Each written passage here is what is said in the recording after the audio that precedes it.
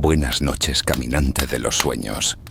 Bienvenido a otro viaje del tiempo en nuestro rincón donde la historia se convierte en susurro y el conocimiento en arrullo. Hoy te invito a cerrar los ojos, pero no para dormir aún. Primero, vamos a escuchar lo que las piedras milenarias de la historia nos quieren contar, porque la lengua que hablas, el español, esa misma que usamos para nombrar lo que amamos, lo que tememos o incluso lo que soñamos, no nació de la nada.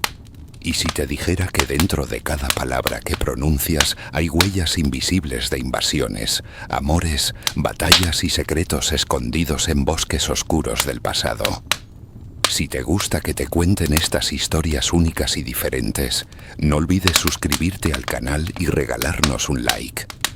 Así, juntos seguiremos desenterrando las raíces ocultas de lo que somos. Érase una vez una península de caminos polvorientos, mares antiguos y montañas vigilantes. Allí, antes de que existiera siquiera una palabra llamada español, la tierra era habitada por pueblos de nombres extraños y costumbres aún más enigmáticas. Los íberos, los celtas, los tartesios, los vascones, cada uno con sus propios sonidos, sus dialectos, sus rituales. No había un idioma unificador, sino un mosaico de lenguas que bailaban al ritmo de los vientos del Mediterráneo. Pero llegó Roma, y con Roma no solo llegaron las legiones, las leyes y los acueductos. También llegó el latín vulgar, hablado por soldados, campesinos y comerciantes, se fue mezclando con las lenguas autóctonas. Y como el agua que se filtra en la tierra y la transforma, el latín comenzó a sembrar raíces profundas en el habla de la península. Así nació el germen de lo que, siglos después, llamaríamos castellano. Pero la historia del español no es una línea recta, es más bien un río caudaloso, lleno de afluentes y curvas inesperadas. Uno de esos giros fascinantes ocurrió en un tiempo que muchos olvidan, la Edad Media, y con ella el eco de una lengua que nadie esperaría encontrar en nuestras palabras, el germánico. Sí, germánico, porque después de la caída del Imperio Romano, la península no quedó en silencio. Fue invadida por pueblos bárbaros, entre ellos los visigodos. Los visigodos eran guerreros germánicos que cruzaron los Pirineos con una cultura áspera y una lengua extraña, cargada de sonidos duros y estructuras muy distintas al latín. Aunque su idioma no sobrevivió como lengua viva, muchas de sus palabras quedaron sembradas en el naciente español, a veces en términos militares, otras en costumbres, incluso en nombres propios. ¿Te suenan palabras como guerra, yelmo, espía o robar? Todas ellas tienen un origen germánico. Palabras que huelen a hierro, a caballo, a noche cerrada en campamentos. Ellos no solo influyeron en lo que decíamos, sino en cómo pensábamos el mundo. Y aquí empieza lo verdaderamente fascinante. El castellano, ese idioma que a menudo asociamos con la herencia romana y árabe, también tiene una vena germánica que late silenciosa pero constante. Los visigodos se convirtieron en reyes, nobles, jueces, clérigos. Imponían sus leyes, sus costumbres, y sin quererlo dejaban caer sus palabras en la sopa del idioma que se cocinaba lentamente en la península. Imagina por un instante un monasterio aislado entre montañas, un joven escriba copiando textos antiguos en pergamino mientras escucha a los soldados afuera hablando de ganar una batalla, de botín, de lealtad. Palabras que no venían de Roma, sino del norte, de las frías tierras germanas. Y no es casualidad que muchos términos de jerarquía o guerra provengan del germánico, porque durante siglos ellos fueron quienes gobernaron las estructuras de poder. No eran mayoría, pero tenían el control. Y como bien sabemos, el idioma también se contagia desde arriba, desde quien ordena, desde quien manda. Así, en silencio, una lengua olvidada empezó a construir los pilares de la nuestra. Y aunque el paso del tiempo borró los sonidos exactos de aquella lengua visigoda, Su eco sigue vivo en las palabras que usamos sin pensar cada día. Y fue apenas el comienzo, porque la historia del español aún tenía que cruzarse con nuevos pueblos, nuevas mezclas y nuevas transformaciones que cambiarían para siempre su rostro. Las iglesias visigodas se derrumbaban y los reinos del norte se fragmentaban como copas de barro viejo. Era el año 711, y con la rapidez de un relámpago sobre campo seco, los árabes y bereberes cruzaron el estrecho de Gibraltar, trayendo consigo no solo armas y caballos, sino también una cultura espléndida, compleja, y un idioma que cambiaría para siempre la historia de la península, el árabe. Durante más de 7 siglos, el Al-Ándalus fue uno de los focos más brillantes de conocimiento de toda Europa. Mientras en otros lugares reinaba el oscurantismo, aquí florecían las ciencias, la poesía, la medicina y la arquitectura. Y como todo poder que deja huella, también dejaron palabras. Miles, sí. Más de 4000 palabras del español moderno tienen origen árabe. Palabras que usamos todos los días y que quizás jamás sospecharías que vinieron del desierto. ¿Te lavas la cara con jabón? ¿Cuentas tu dinero en una alcancía? ¿Te gusta la naranja? Entonces hablas un poco de árabe. Pero no solo se trata de objetos o alimentos. Muchos conceptos abstractos, como álgebra, cero, azimut, suma, vienen directamente del contacto entre los sabios musulmanes y los intelectuales cristianos que aprendían de ellos en Córdoba, Sevilla o Toledo. Y es que el español no es solo una lengua, es un palimpsesto, una superficie donde se han escrito y reescrito historias, conquistas, derrotas, migraciones y amores prohibidos. Durante siglos, los cristianos del norte de la península lucharon por recuperar territorios, la famosa Reconquista. Pero mientras las espadas chocaban en los campos de batalla, los pueblos seguían conviviendo, comerciando, compartiendo plazas, canciones y recetas. En las calles de Toledo, Granada o Zaragoza era habitual escuchar un murmullo donde se entremezclaban el romance hispánico, el árabe, el hebreo y hasta restos del latín eclesiástico. Un auténtico crisol, y esa convivencia lingüística generó algo maravilloso, el enriquecimiento mutuo. En la cocina, por ejemplo, muchas palabras como aceite, almendra, azúcar, arroz o zanahoria pasaron del árabe al castellano sin apenas cambiar su forma. E incluso la estructura de algunas frases, la cadencia, el ritmo, la musicalidad, adoptó ese sabor oriental que aún hoy sentimos cuando oímos un ojalá salir de nuestros labios. Esa palabra viene de Inshallah, si Dios quiere. ¿No es increíble? Y sin embargo, incluso mientras la lengua crecía hacia lo nuevo, no olvidaba lo viejo.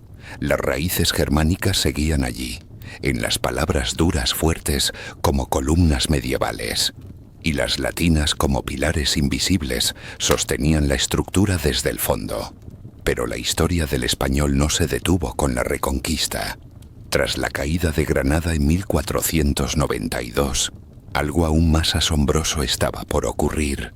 Porque justo cuando la península se unificaba políticamente bajo los reyes católicos, el idioma español se preparaba para dar el salto más grande de toda su historia: cruzar el océano. El nuevo mundo esperaba, y con él vendrían nuevas lenguas, nuevas mezclas y nuevas palabras. Era el año 1492. Y en el puerto de Palos, 3 embarcaciones se balanceaban sobre las olas del Atlántico. Lo que llevaban no era solo pólvora, marineros, mapas rudimentarios y provisiones. También llevaban un idioma, un castellano joven, aún en evolución, cargado de palabras latinas, visigodas y árabes. Un idioma que no sabía que estaba a punto de multiplicarse, de adaptarse, de expandirse como el fuego en un bosque seco. Porque cuando Cristóbal Colón tocó tierra americana, el español tocó también otras realidades, tierras donde se hablaban lenguas milenarias como el náhuatl, el quechua, el guaraní o el mapudungún.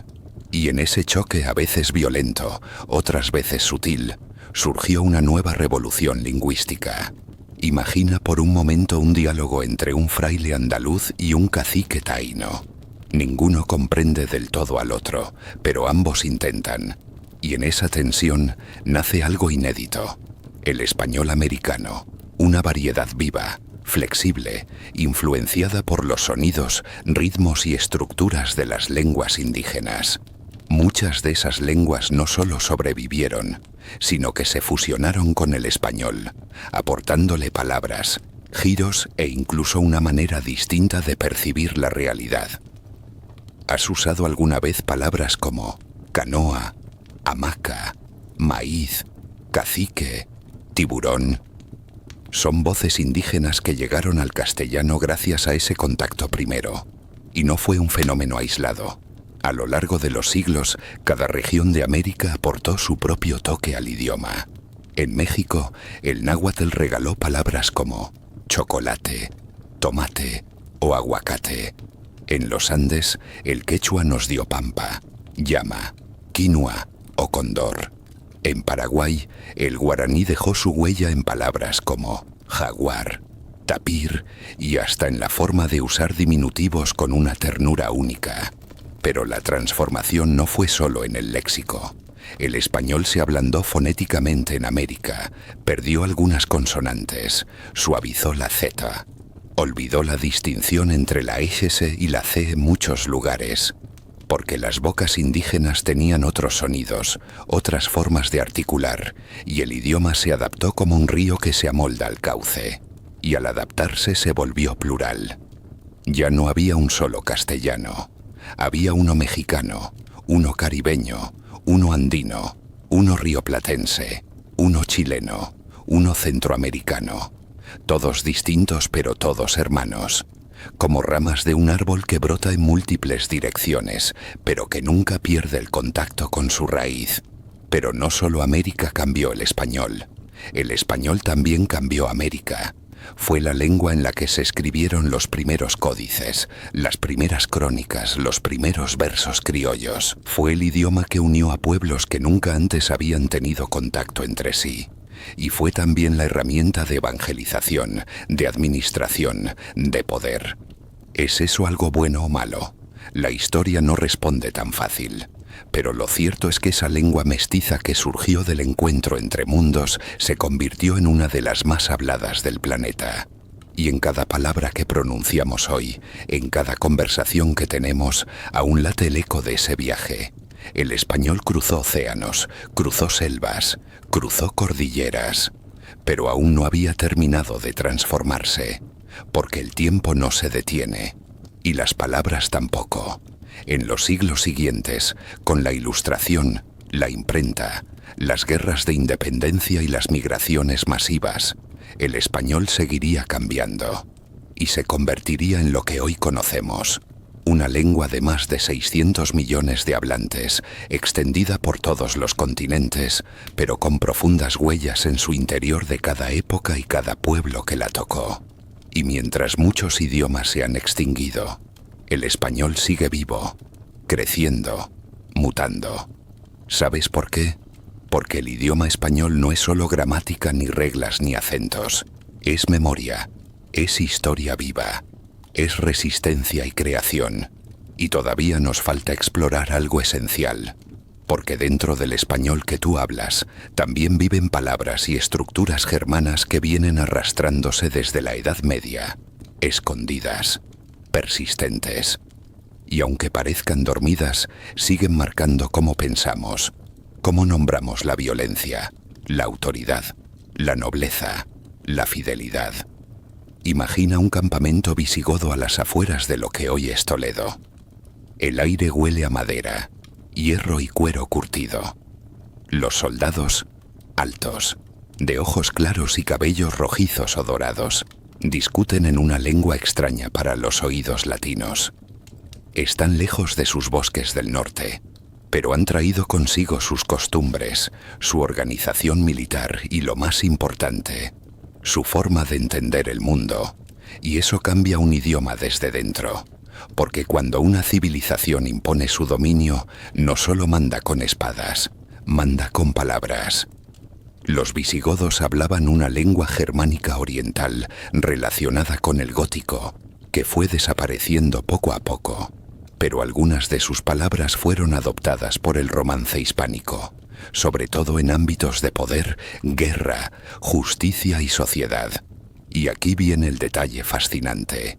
Muchas de estas palabras llegaron a nosotros con nuevos significados, adaptadas al español medieval, y de ahí al moderno. Vamos con ejemplos muy claros y reveladores.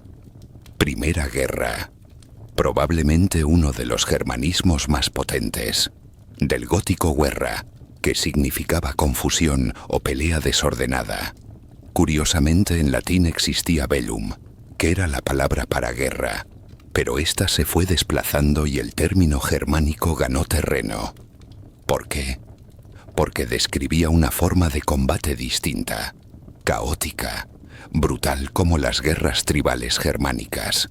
Desde entonces usamos guerra para nombrar el mayor de los conflictos humanos. Segundo espía del germánico espajón. Observar, mirar atentamente. Una figura crucial en tiempos de los visigodos y posterior época medieval.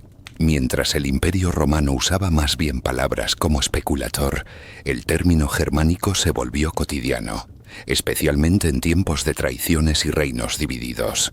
Tercero, robar del germánico raubón, saquear. Aquí el matiz es importante.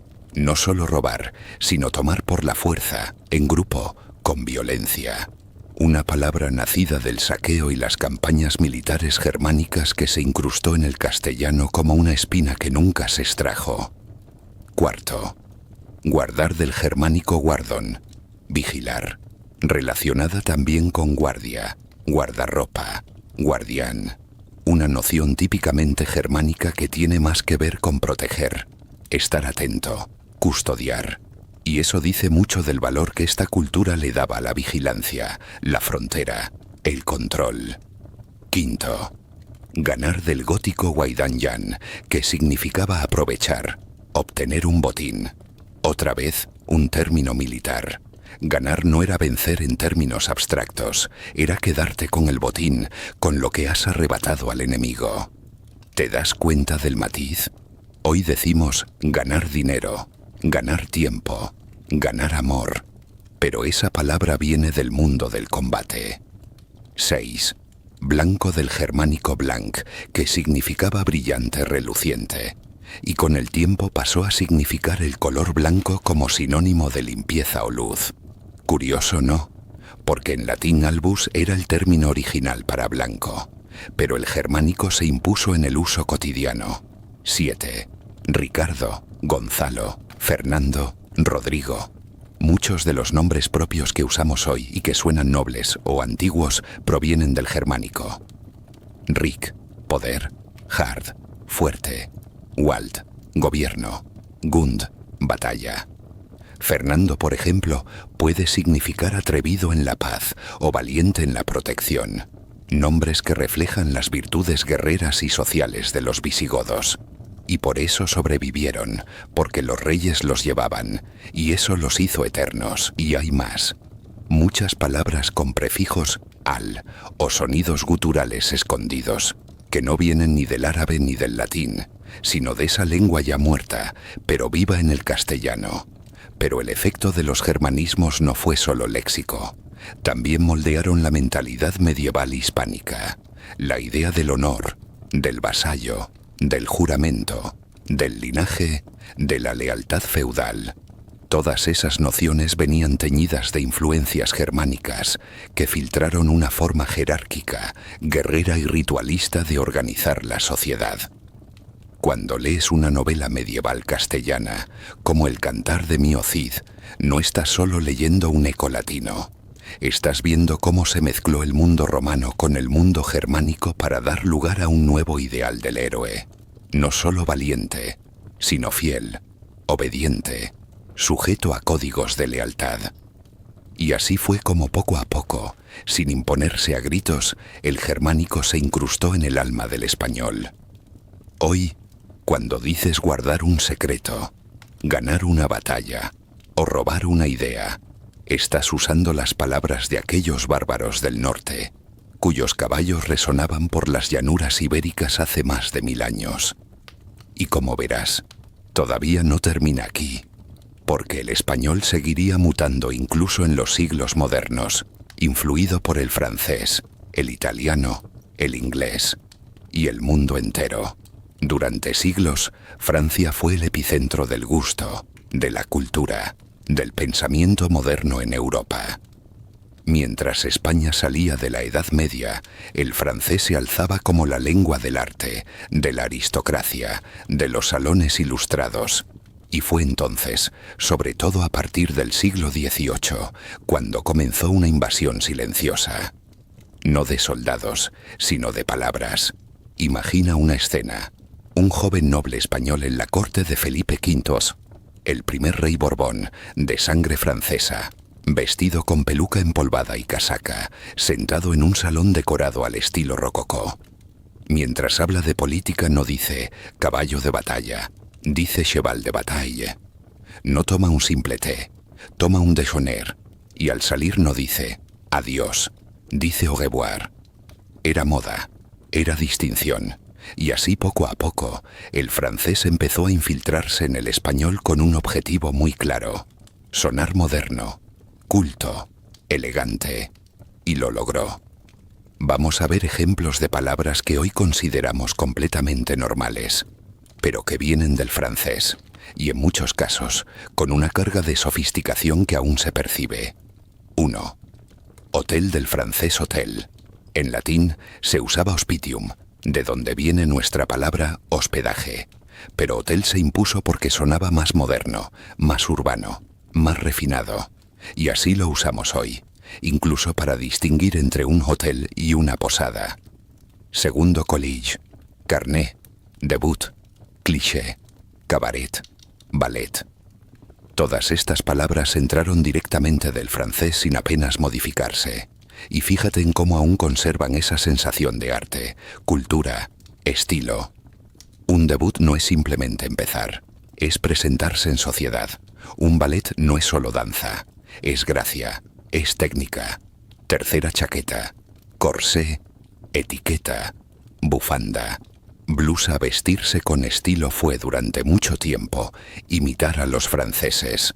La moda de París dictaba las tendencias de toda Europa, y con ella llegaron términos de vestimenta que hoy usamos sin pensarlo. La chaqueta no es simplemente una prenda, es una herencia lingüística. Cuarto, restaurante, menú, chef, gourmet, croissant. La gastronomía es quizás el área donde más galicismos entraron, porque Francia convirtió la comida en un arte, y con ese arte vinieron las palabras. Hoy, un chef es una figura respetada. No decimos cocinero principal, y un menú tiene un aire más ordenado que una simple carta de platos. Quinta, fragancia, perfume, coquetear, detalle. Incluso en el amor y en el cortejo, el francés dejó huella. Coquetear, por ejemplo, proviene de coquette, que significa presumido o galante. Una palabra que resume todo el arte del juego romántico. Y no solo fueron palabras sueltas. El francés también influyó en la forma de escribir y pensar en español. Durante la Ilustración, los escritores españoles empezaron a adoptar estructuras más claras, más racionales, más ordenadas, muy al estilo francés. Las ideas de Voltaire, Rousseau, Montesquieu cruzaron los Pirineos no solo en libros, sino en el estilo mismo de argumentar, de construir frases, de presentar ideas. Y es que la lengua no es solo un conjunto de palabras, es también una forma de pensar. Cuando los españoles ilustrados quisieron modernizarse, también modernizaron su idioma. Y allí estaba el francés para ofrecer un molde. Incluso en el siglo XIX, cuando el romanticismo tomó fuerza, vinieron más galicismos. El arte, la literatura, el pensamiento político liberal. Todo eso se tradujo literalmente en palabras nuevas. Pero hubo resistencia. Muchos puristas de la lengua se quejaban, diciendo que el español se estaba afrancesando. Se inventaban palabras alternativas o se intentaba castellanizar los galicismos a toda costa. Pero el pueblo es quien decide, y la lengua sigue al hablante, y si una palabra entra y se hace útil se queda. Hoy seguimos usando cientos de galicismos en contextos donde queremos sonar más finos, más exactos o más técnicos. Y a veces, sin darnos cuenta, usamos expresiones enteras que son préstamos calcados del francés. Tomarse la libertad, poner en evidencia, tener en cuenta. Todas esas estructuras vienen de la influencia francesa sobre el español culto. Y sin embargo, a pesar de todo este refinamiento, el español nunca perdió su raíz. Supo incorporar el francés, como antes incorporó el árabe, el germánico, el náhuatl o el latín, sin dejar de ser sí mismo. Esa es la gran virtud del español. No rechaza, absorbe, transforma, integra, y aún nos falta algo esencial para cerrar este viaje de manera poderosa. Porque en pleno siglo XX y XXI, el idioma español se encuentra ante un nuevo invasor, ya no desde el norte de Europa ni del desierto, sino desde un continente lejano y globalizado, el inglés. Todo idioma tiene su momento de esplendor, su época de expansión, su instante de dominio global. Lo tuvo el latín con Roma, lo tuvo el árabe con el Islam, lo tuvo el francés con la Ilustración, y lo tiene ahora el inglés, en esta era digital y acelerada. Pero el español, lejos de retroceder, ha vuelto a hacer lo que mejor sabe: absorber, adaptarse y reinventarse. Aunque claro, esta vez las cosas ocurren más rápido que nunca. Imagina a un joven en Madrid o en Bogotá que se despierta con el móvil en la mano. Entra a TikTok, comenta un trend, guarda un reel, responde un inbox y le da like a una story. ¿Lo notas? Casi ninguna de esas palabras es española. Y sin embargo, él está hablando español. Un español salpicado de anglicismos pero vivo, ágil, cambiante. Y esto no es casual. Desde mediados del siglo XX, el inglés comenzó a invadir todos los sectores estratégicos del pensamiento moderno.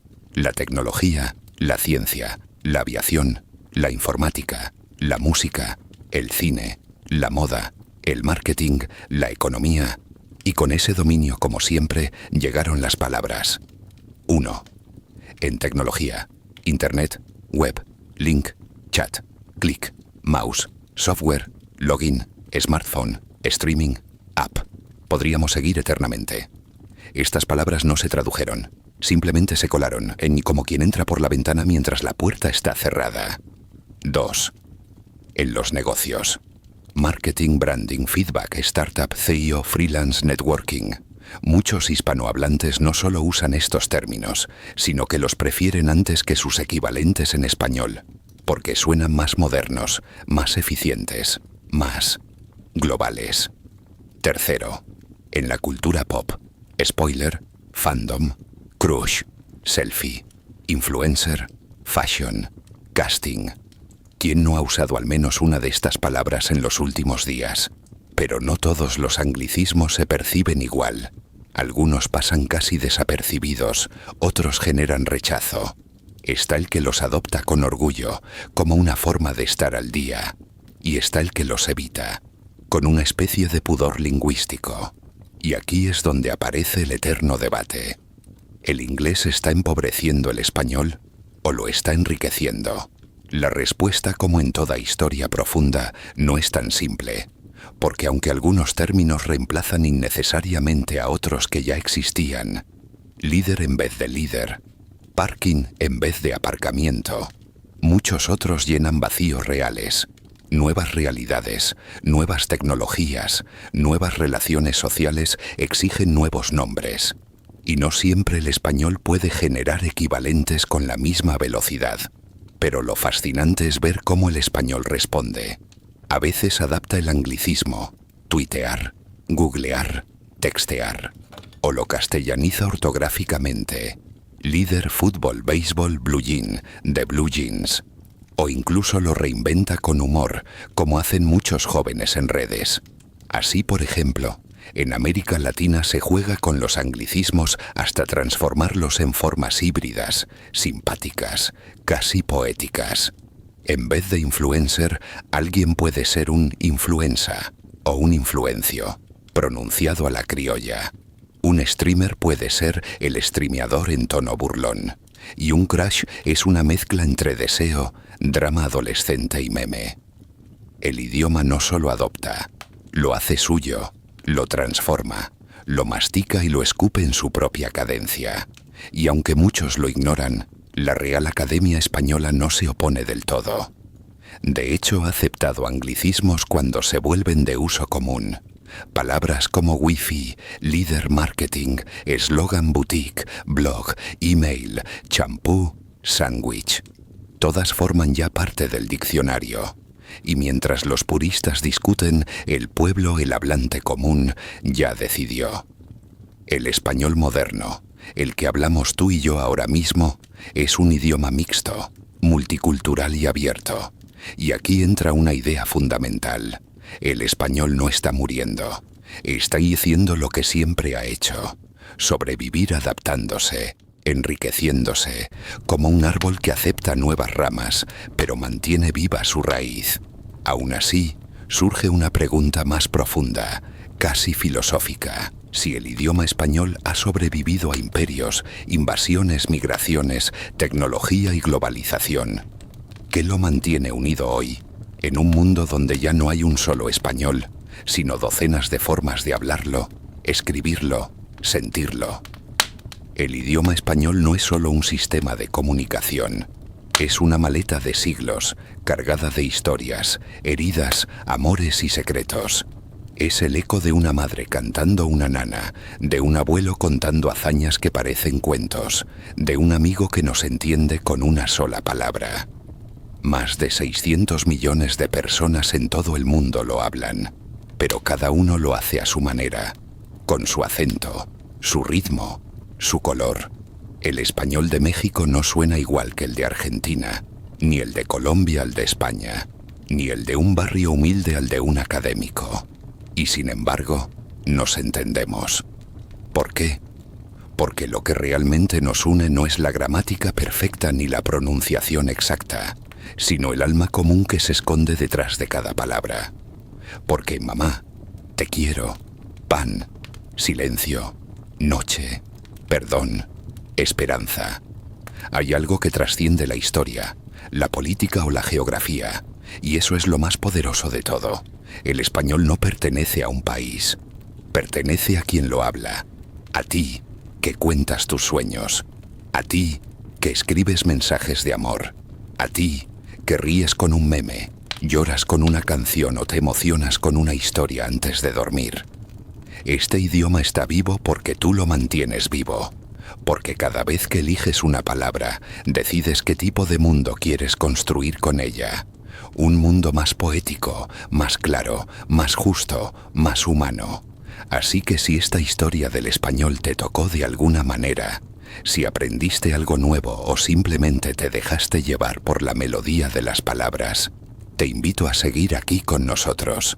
Suscríbete al canal, regálanos un like y acompáñanos en el próximo viaje, donde la historia y el sueño se encuentran.